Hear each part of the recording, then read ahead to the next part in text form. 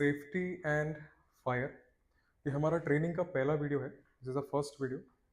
सो इस वीडियो में हम सेफ्टी एंड फायर ये क्या है हम देख लेंगे। तो इसका जो इंट्रोडक्शन और इम्पोर्टेंस, तो ये पूरा हम इसका इंट्रोडक्शन और इम्पोर्टेंस पूरा हम क्लियर कर रहे हैं। तो ये समझने के लिए हमको सेफ्टी और फायर क्या होता है। यहाँ पे सेफ्टी और फायर ये होता है कि सेफ्टी यानी कि सुरक्षा, सेफ्टी, एंड फायर यानी कि फायर से जो एक्सीडेंट्स जो होते हैं, इमरजेंसी कंडीशंस होते हैं, तो ये हम यहाँ पे डिस्कस करेगा सेफ्टी एंड फायर। तो ये समझने के लिए हमारे जो एवरीडे लाइफ यानी कि जो डेली लाइफ में हम ये पॉइंट्स कहाँ पे देखते हैं। तो सोच लो अगर हमारे पे घर पे है तो यहाँ पे होता है एलपीजी गैस सिलेंडर्स जो हाईली रिस्क होता है। तो इसका हम जो रेगुलेटर्स होता है, पाइपलाइन एंड इसका जो यूजिंग कंडीशंस, ये हम सेफली यूज़ करते हैं ताकि हमें पता अगर इसका कुछ हम अगर ये गलत इस्तेमाल हो जाएगा, अगर इम्प्रॉपर हम हैंडल करेंगे तो क्या होता, फायर एक्सीडेंट्स यहाँ पे हो जाएगा, एक्सप्लोजन हो जाएगा। तो that will result into fire accidents. तो एलपीजी एक एग्जाम्पल है। दूसरा होता है ओल्ड वायरिंग। हमारे जो इलेक्ट्रिकल लाइंस होता है घर पे, तो उसके लिए जो लाइंस होता है, ये अगर इसका एक टाइम लिमिट होता है, अगर ये वायर ओल्ड बन जाता है तो इसका जो इंसुलेटर्स होता है ये डैमेज हो जाएगा, जो शॉर्ट सर्किट के लिए रिजल्ट कर सकता है। तो again due to safety reason के कारण से वापस क्या हो रहा है, फायर एक्सीडेंट्स होते हैं। और सेफ्टी एंड फायर ये दोनों भी एक साथ जाता है, क्योंकि सेफ्टी में ये पॉइंट है फायर, ठीक है। और फायर एक ऐसा एक चीज़ है जो बहुत बड़ा डिजास्टर या डैमेजेस ला सकता है, ठीक है। तो एवरीडे लाइफ में ये भी एक चीज़ है। और एक एग्जांपल हम देख सकता है कि अगर हम कहाँ पे शॉपिंग मॉल में जा रहे हैं और वहाँ पे अचानक एक फायर एक्सीडेंट हो रहा है अंदर, मॉल के अंदर, तो पहले लोग क्या करते हैं कि सभी लोग बाहर की तरफ निकल जाते हैं, ठीक है। आग बहुत हेवीली लग जाता है तो सभी जो सिविलियंस होते हैं ये सभी लोग बाहर निकल जाता है, जो असेंबली पॉइंट होता है या जो इमरजेंसी डोर होता है उससे बाहर निकल जाता है। तो टोटल वहाँ पे इवैक्यूएशन होता है। तो इस टाइम पे आप जब पूरे लोग जब बाहर निकल जाते हैं तो उसका ऑपोजिट डायरेक्शन से कुछ लोग अंदर आता है, ठीक है। कुछ लोग टक्कर देके अंदर आके वो इस फायर एक्सीडेंट को डिफेंड करता है या प्रिवेंट करता है या इनको एक्सटिंग्विश करके पूरा खत्म कर देता है।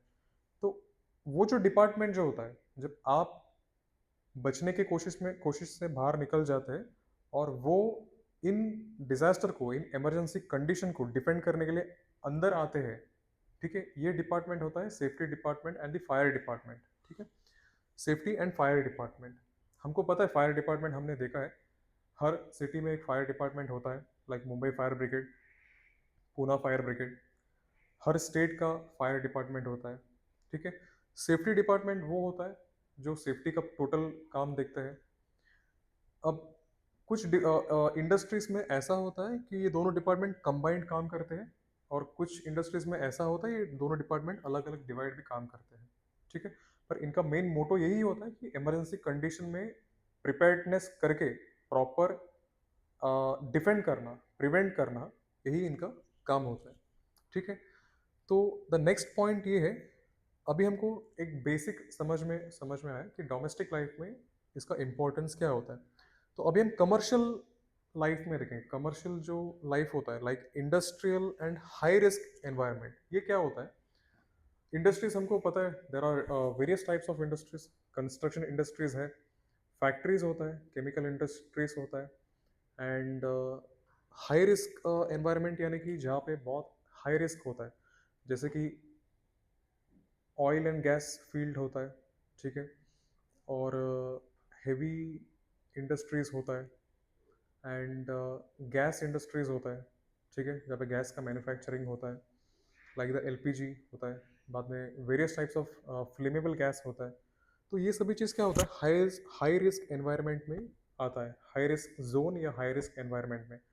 तो इन एनवायरनमेंट में जो काम करते हैं, तो यहाँ पे क्या होता है, एक्सीडेंट्स बहुत हाईली होता है, और इसके वजह से पब्लिक को भी कभी इसका नुकसान फेस करना पड़ता है, ठीक है। नॉट ओनली यहाँ पे जो बंदे काम करते हैं, पर पब्लिक भी, कुछ केसेस में ये इफेक्ट होते हैं। तो गवर्नमेंट क्या करता है, गवर्नमेंट यहाँ पे लॉस, जो नियम और कानून होता है, इसका रेगुलेशन करता है। अब आपको एक सिंपल एग्जांपल से समझाता हूँ। अगर सोचो एक क्रिमिनल एक इंसान को कुछ नुकसान पहुंचा रहा है, तो वो जो विक्टिम जो होता है, वो विक्टिम का ही लॉस नहीं होता है, पूरा स्टेट का लॉस होता है, पूरा कंट्री का लॉस होता है। ठीक है, उस क्रिमिनल के जो एक्टिविटीज जो होते हैं उसके वजह से ना सिर्फ उस इंसान को, पर वो पूरा कंट्री को उसका नुकसान होता है।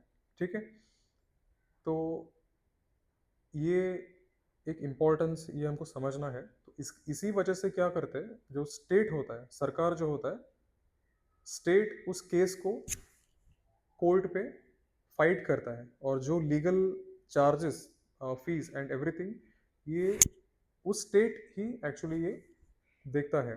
तो हमको ये समझ सकता है कि public, government and private sector, ये सभी कंट्री के लिए काम करता है, देश के लिए काम करता है। तो ये सेफ्टी एंड फायर डिपार्टमेंट, ये पब्लिक का एक इम्पॉर्टेंट फंडामेंटल राइट्स है जो गवर्नमेंट रेगुलेट करते हैं। ठीक है, सो हमारे जो गवर्नमेंट है इसके लिए बहुत इम्पोर्टेंस देते हैं। ओके, तो उसको फॉलो करने के लिए बहुत सारे रूल्स होता है। ये डिपार्टमेंट को इन फायर एंड सेफ्टी को, सेफ्टी एंड फायर को, जो लॉस होता है, जो प्रोटेक्ट करता है, जो रेगुलेट करता है, वो है, ये है सेफ्टी रिलेटेड लॉस, और ये है फायर रिलेटेड लॉस। तो पहले हम सेफ्टी रिलेटेड लॉस देखेंगे। तो उसमें से पहले जो आता है that is the factories act 1948, जो फैक्ट्रीज में ये रिलेट होता है और इम्प्लीमेंट होता है। देखो, वेरियस टाइप्स ऑफ फैक्ट्रीज होता है जहाँ पे इस पे पूरा लॉस होता है। ठीक है, एंड सेफ्टी जहाँ पे फॉलो करना चाहिए, तो सेफ्टी का जितना भी रेगुलेशंस है वो इन लॉस पे है। तो सेकंड है माइंस एक्ट 1952, जो माइनिंग एरियाज होता है लाइक कोल। ठीक है, वहाँ पे ये एक्ट वहाँ पे इम्प्लीमेंट होता है। देखो, माइंस एरिया में क्या होता है, एक्सप्लोशंस होते हैं मैक्सिमम केसेस में। तो उनको रेगुलेट करने के लिए, उनका सेफ्टी के लिए हम ये एक्ट रिलेट करते हैं एंड यूज़ करते हैं। Third is the Indian boilers act 1923, तो जहाँ पे बॉयलर्स होते हैं वहाँ पे इस एक्ट इम्पॉर्टेंट है। देन नेक्स्ट BOCW एक्ट, ये है building and other construction workers act 1996, जहाँ पे कंस्ट्रक्शन एक्टिविटीज़ चलते हैं वहाँ पे BOCW एक्ट बहुत इंपॉर्टेंट होता है। ठीक है, तो यहाँ पे ये चलता है। सो देखो, ये सभी लॉस में एक्चुअली सेफ्टी इंक्लूडेड है। ठीक है, अगर इनका लॉस हम देखेंगे, पढ़ेंगे, तो यहाँ पे टोटली सेफ्टी के लिए जो चीज़ें मेंशन्ड है, सभी कुछ चीज़ इसमें मेंशन्ड होता है। And then dock workers act 1986, ये एक्चुअली जो शिपयार्ड होता है, डॉकयार्ड, तो उसके लिए लॉ इम्प्लीमेंट होता है। ठीक है, अभी एक बात समझ लो, डॉक वर्कर्स एक्ट 1986 और बाकी के एक्ट में डिफरेंस होता है, क्योंकि BOCW में अगर जो working conditions and working hours, जितने घंटे हम काम करना चाहिए, ये यहाँ पे अलग होता है, और डॉक वर्कर्स 1986 में अलग हो सकता है। अगर सोचो यहाँ पे डॉक वर्कर्स एक्ट में जो वर्किंग कंडीशन है, यहाँ पे 12 आवर्स हो सकता है, 12 घंटा काम करना पड़ेगा वर्कर्स को, जहाँ पे BOCW में कभी 8 घंटा हो सकता है या उससे ज़्यादा भी हो सकता है। ठीक है, तो दोनों वर्किंग कंडीशंस अलग होता है, फैक्ट्रीज एक्ट में भी यहाँ पे अलग होता है। नेक्स्ट इज द EPA 1986, यानी कि एनवायरमेंट प्रोटेक्शन एक्ट 1986। ये बहुत ही इंपॉर्टेंट लॉ है जो एनवायरमेंट को प्रोटेक्ट करता है। Next, OSH and WCC 2020, that is the Occupational Safety and Health and Working Conditions Code. ठीक है, this is the very important law जो सेफ्टी एंड हेल्थ को इम्प्लीमेंट करता है टोटल इंडस्ट्रीज में। Then the dangerous machines act 1983, हमारे हर industries में हम वेरियस टाइप्स ऑफ मशीन्स का, इंस्ट्रूमेंट्स का हम यूज़ करते हैं, तो उनको प्रॉपर सेफ्टी से रखने के लिए एंड यूज़ करने के लिए ये लॉ इम्पॉर्टेंट है। Next is the chemical accident rules 1996, जो केमिकल इंडस्ट्रीज होता है, जहाँ पे केमिकल मैन्युफैक्चरिंग होता है, ट्रांसपोर्टेशन होता है, उनके लिए ये जो लॉ है बहुत इंपॉर्टेंट है। एंड इसमें भी सेफ्टी कैसे प्रोवाइड करना है एंड इम्प्लीमेंट करना है, that is mentioned in this law. Next is the public liability insurance act 1991। This is about insurance, insurance के बारे में ये है एंड लाइबिलिटी के। Okay, then is the motor vehicle act 1988। देखो मोटर व्हीकल एक्ट में भी टोटली प्रॉपर हमको जो उसमें ऑपरेटिंग प्रोसेस बताए कि कैसे व्हीकल्स ऑपरेट करना है, उनका speed limit and various types of documentation जो रिक्वायर्ड है, तो सभी कुछ चीज़ें इस पर मैंशन होता है। एंड ये हमारे एक्चुअली सेफ्टी के लिए प्रोवाइडेड होता है। एंड मोटर व्हीकल एक्ट 1988 सिर्फ पब्लिक रोड पे नहीं, एट द सेम टाइम जो प्राइवेट एरिया होता है वहाँ पे भी अगर देखोगे इंडस्ट्रीज में ह्यूज अमाउंट ऑफ रोड भी होता है, ठीक है, तो वहाँ पे भी ये इम्प्लीमेंट होता है। Next is the airport authority of India act 1994। देखो एयरपोर्ट हमको पता है that is a very high risk zone and वहाँ पे जो ऑथोराइज पर्सन का एंट्रीज होता है, तो यहाँ पे भी सेफ्टी फॉलो होता है। जो एयरक्राफ्ट होता है उसमें भी फॉलो होता है, रनवेज में भी सेफ्टी फॉलो होता है, टोटल वो जो एरिया पे सेफ्टी का फॉलो होता है, ठीक है। सो ये सभी जो लॉस है ये बेसिक लॉस है, इसके अलावा और बहुत सारे लॉस एंड नियम और कानून होता है। तो ये सभी हमको इसमें समझ सकता है कि हर सेक्टर में सेफ्टी का इंपॉर्टेंस समझ सकता है। जो कमर्शियल सेक्टर्स है, जैसे हमने बात किया industrial and high risk environment, इन कमर्शियल जोन्स में ये सभी लॉस हमको समझना है और वैसे ही हमको इम्प्लीमेंट करना है, so that will provide a good safety. इससे क्या होता है, सेफ्टी का एक अच्छा एक प्रैक्टिस होता है और पब्लिक को and eight the same time government को और सभी को इसका इम्पोर्टेंस एंड फायदा मिलता है। अब हम देखेंगे फायर रिलेटेड लॉस। तो इसमें पहला आता है building national building code of India, NBC.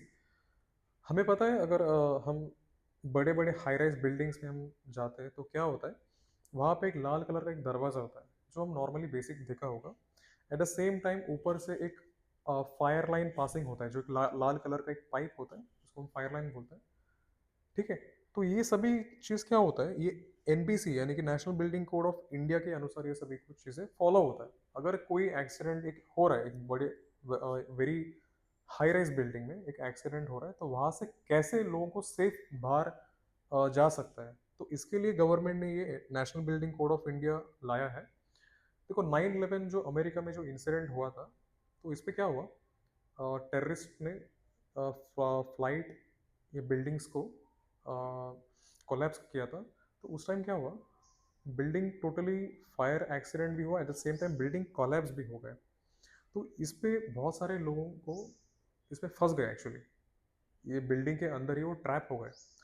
तो उनको बाहर निकालने के लिए जो फायर फाइटिंग टीम थे, सेफ्टी का टीम था, उन्होंने बहुत ट्राई किया, ठीक है, and they tried to the maximum, उन्होंने बहुत ट्राई किया।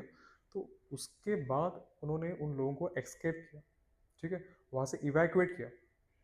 तो गवर्नमेंट ये समझता है कि अगर ऐसे कुछ कंडीशन आ रहे हैं, फायर एक्सीडेंट्स आ रहा है, तो वहाँ पे उसके लिए प्रॉपर प्रिपेयर्डनेस, इवैक्यूएशन प्लान भी प्रॉपर होना चाहिए। सो उसको सपोर्ट देने के लिए national building code of India is very important, ठीक है। सेकंड जो होता है that is a petroleum act 1934, petroleum storage करना और इनके जो सेफ्टी कैसे फॉलो करना, लाइक ट्रांसपोर्टेशन, हैंडलिंग, ये सभी कुछ चीज़ें इस पर होता है। Explosive act 1884। देखो एक्सप्लोजिव्स का इस्तेमाल हमने जैसे बोला था, माइनिंग एक्टिविटीज़ में एक्सप्लोजन का रिक्वायरमेंट होता है।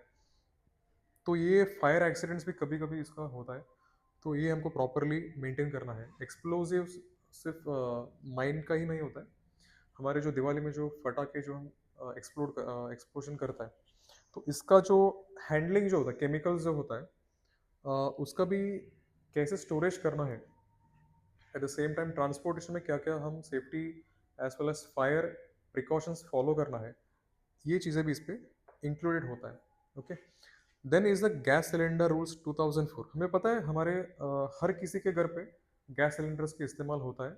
आजकल पाइपलाइंस है, थोड़ा सा सेफर है वर्जन है, एट द सेम टाइम फिर भी मोस्टली लोग आज भी गैस सिलेंडर्स ही इस्तेमाल कर रहे हैं। उसमें भी आता है like domestic eight the same time commercial, ठीक है। लाल कलर का भी सिलेंडर होता है, at the same time blue colour का भी सिलेंडर होता है। और कुछ कुछ सिलेंडर्स होते हैं लाइक एसिटिलीन गैस, जो हम कटिंग के लिए इस्तेमाल करते हैं, गैस कटिंग के लिए। And various types of cylinders होते हैं, ऑक्सीजन सिलेंडर्स जो हॉस्पिटल्स में इस्तेमाल होता है। सो गैस सिलेंडर रूल्स ये storage, eight the same time इसका हैंडलिंग कंडीशंस, इसका जो टेम्परेचर, ये सभी इसका रेगुलेट करता है, ठीक है। Then is the fire service act. ये बहुत इंपॉर्टेंट रूल है, fire service act. This is very important for the fire fighting team, fire department. बाद में आता है fire prevention and life safety measures act. देखो, हर स्टेट का, हर राज्य का उनका फायर रूल्स होता है, फायर प्रिवेंशन रूल्स होता है। जैसे केरला का स्टेट रहेगा तो उनका अलग होता है, गुजरात का अलग होता है। ये क्यों होता है कि उनके स्टेट पे जितना फायर एक्सीडेंट्स होते हैं या फायर केसेस होता है, उसके अनुसार उन्होंने उनका लॉस बनाया है और वो वैसे इम्प्लीमेंटेड है। बाद में आता है इलेक्ट्रिसिटी एक्ट 2003। हमारे सभी के घर पे इलेक्ट्रिसिटी होता है, तो ये रेगुलेट करने के लिए माइट भी इनका वोल्टेज लाइक थ्री फेस, बाद में होता है डोमेस्टिक, ये सब इनको रेगुलेट करने के लिए ये होता है। एंड हमको हमें पता है ट्रांसफॉर्मर्स में मोस्टली आग लग जाता है, तो क्या एक्टिविटीज़ हमको फॉलो करना चाहिए, ये इस लॉज में होता है। बाद में आता है cinematograph act 1952। Most of the people cinemas देखने के लिए हम थिएटर्स में जाता है, तो वहाँ पे क्या फायर प्रिवेंशन के लिए जो लाइक एक्टिविटीज़ होना चाहिए जो लोगों को सेफ रखता है, तो उसका लॉ यहाँ पे फॉलो होता है, सिनेमाटोग्राफ एक्ट 1952। देखो, ये जो दोनों लॉस है, सेफ्टी रिलेटेड लॉस, ये इसके लिए होता है कि जितने भी कमर्शियल सेक्टर्स में जो इंडस्ट्रीज है, इन्हें सेफ रखना। एट द सेम टाइम यहाँ पे जो लोग काम कर रहे हैं उनको भी सेफ रखना। एट द सेम टाइम इसके वजह से पब्लिक को भी कोई नुकसान ना हो, ये सभी फॉलो, ये तीन चीज़ फॉलो करके ये पूरा लॉस होता है, safety eight the same time fire related loss. Okay, तो ये हमने अभी बेसिक समझ लिया। अब इसका थोड़ा सा एडवांस समझने के लिए हमको या एक बेसिक लाइव रियल एग्जांपल्स, ठीक है। रियल एग्जांपल्स क्या होता है, जो एक्सीडेंट्स हो चुका है उससे हम उस एग्जांपल को समझना, ताकि हमको प्रॉपर आइडिया मिल जाए कि सेफ्टी और फायर का इंपॉर्टेंस क्या है। अब हमने इंट्रोडक्शन तो देख लिया, ठीक है। इंट्रोडक्शन क्या है, सेफ्टी और फायर क्यों फॉलो कर रहा है, गवर्नमेंट के रूल्स है जो पब्लिक को, प्राइवेट प्रॉपर्टीज को, एट द सेम टाइम हमारे कंट्री को, इसका जो लाइक ग्रोथ होता है, ये फॉलो करने से डिस्ट्रक्शन हो रहा है, अगर कुछ डैमेज हो रहा है तो इसका वापस लायबिलिटी गवर्नमेंट को ही होता है, नुकसान गवर्नमेंट को ही होता है। तो जैसे ये पूरा सेफ्टी और फायर का प्रॉपर इम्प्लीमेंटेशन हो रहा है, रेगुलेशन हो रहा है, तो इसका ग्रोथ हमारे कंट्री के लिए होता है, ठीक है। तो ये हमने देख लिया, इंट्रोडक्शन पार्ट हमने देख लिया। तो गवर्नमेंट के जो लॉस है फॉलो करना चाहिए। Next is the importance. इसका इम्पोर्टेंस हमें और डीपली समझने के लिए दो केसेस है जो एक्चुअल रियल लाइफ में हुआ है। That is the Bhopal gas tragedy 1984। जो सेफ्टी के कंसर्न हम देखेंगे, ठीक है, सेफ्टी में ये एक्सीडेंट हम देखेंगे, भोपाल गैस ट्रेजेडी 1984। और जो फायर रिलेटेड में हम देखेंगे विक्टोरिया डॉकयार्ड एक्सप्लोजन 1944, या मुंबई डॉक एक्सप्लोजन हम बोलते हैं, ठीक है। ये दोनों एग्जांपल्स हम देखेंगे, तो इससे हमको प्रॉपर समझ में आएगा या आइडिया मिल जाएगा कि एक्चुअल में सेफ्टी और फायर क्या होता है और उसके जो इम्पोर्टेंस क्या है, ये हम दोनों एग्जांपल से समझ जाएंगे। सो ये वीडियो हम वाइंड अप कर रहे हैं। So the training T1 video is now finishing. Thank you.